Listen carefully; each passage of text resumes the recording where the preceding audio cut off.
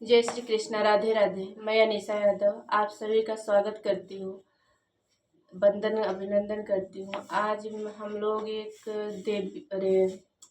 बेटी विवाह का गीत लेकर के आए हैं। सुनिएगा, बताइएगा कमेंट में कैसा लगा। अगर गीत अच्छा लगेगा तो सब्सक्राइब जरूर करिएगा। बहुत दर्द भरा गीत है। जेठ बाई सखवा के ठीक दुपहरिया, बाबा का मुहावा सुखाई जी। जेठ बाई सखवा के ठीक दुपहरिया, बाबा का मुहावा सुखाई जी। तब नाही मोरे बाबा रोकई डगरिया, बरवा खोजना चला जाई जी। तब नाही मोरे बाबा रुकई डगरिया, बरवा खोजना चला जाई जी। बरवा ही खोजी बाबा घरवा लवटलेन, मामी पूछाई लागी बात जी। बरवा ही खोजी बाबा घरवा लवटलेन, मामी पूछाई लागी बात जी। कवना कवना नगरी गैला हो मोरे स्वामी, कैसन बाहे नगर के लोग जी। कवना कवना नगरी गैला हो मोरे स्वामी, कैसन बाहे नगर के लोग जी। पूर्व हम गईले पश्चिम हम गईले, खोजी आए उत्तर दक्षिण जी। पूर्व हम गईले पश्चिम हम गईले, खोजी आए उत्तर दक्षिण जी। चारौ नगरिया के लोग कहीं समान बाटे, सब लोग मांगई दहेज जी। चारौ नगरिया के लोग कहीं समान बाटे, सब लोग मांगई दहेज जी। एतनी बचना सुनी मम्मी कवन देई, मनवा भइल उदास जी।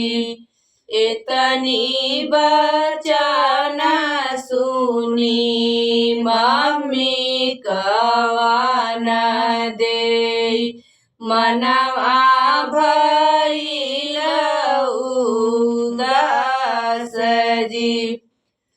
कैसे के बेटी बियहबहो मोरे स्वामी कहाँ पैबा एतना दहेज जी।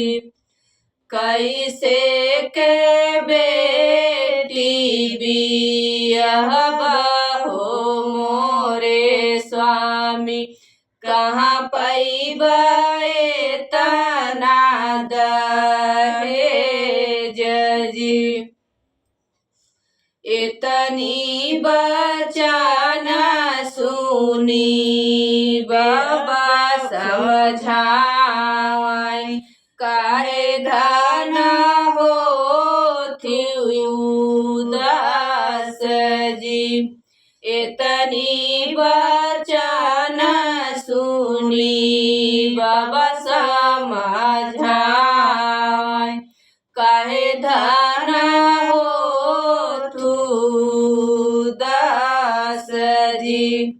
घरवा दुआर बेचबै गहना तोहार बेचबै देई देबै बेटी के दहेज जी।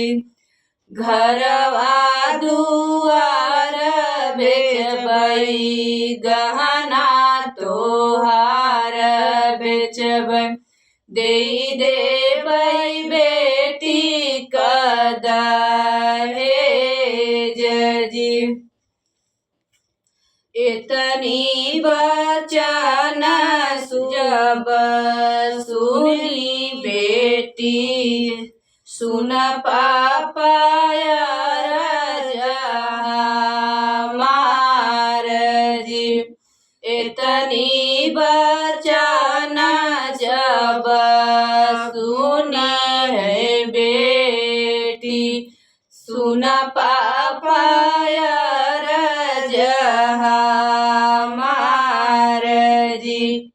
काहे का बेचबा पापा घरवा दुआरवा काहे के गहना बेचाई। काहे के बेचबा पापा घरवा दुआरवा काहे के गहना बेचाई जी। सब हिलनिक बाटइए उपैया डूबे मरबई गहरे काल जी। सब हिलनिक बाटइए उपैया डूबे मरब गहरे ताल जी। इतनी बचन सुनी भैया गवन राम सुन पापा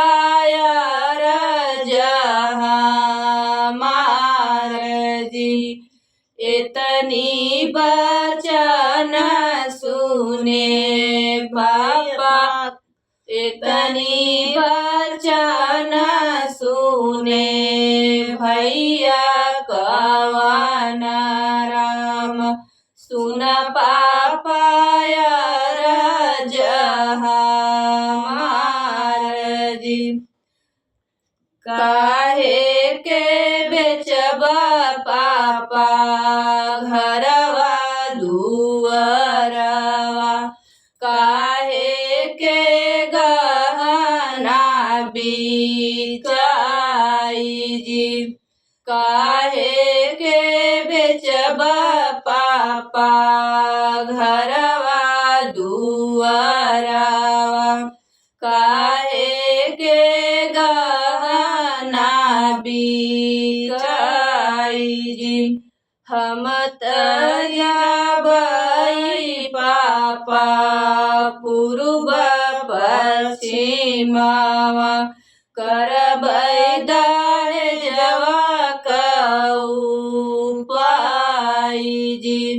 हम जाबै पापा पूर्व पश्चिमावा, करबै दहेजवा उपाय जी। कैले बै पापा हो कवनौ नौकरिया, लैबै रुपिया कमाई जी। कैले बै पापा हो कवनौ नौकरिया, लैबै रुपिया कमाई जी। आपन कमाई पापा बहिनी के देबै, मोरी बहिनी प्राण आधार जी। आपन कमाई पापा बहिनी के देबै, बहिनी मोरी प्राण आधार जी। जेतना कमैबै पापा बहिनी के देबै, बहिनी ना रही है कुंवार जी। जेतना कमैबै पापा बहिनी के देबै, बहिनी ना रही है कुंवार जी। बहिनी के आँखी पापा सुनाही देखबै, बहिनी सुखे घरे जाई जी। बहिनी के आँखी पापा सुनाही देखबै, बहिनी सुखे घरे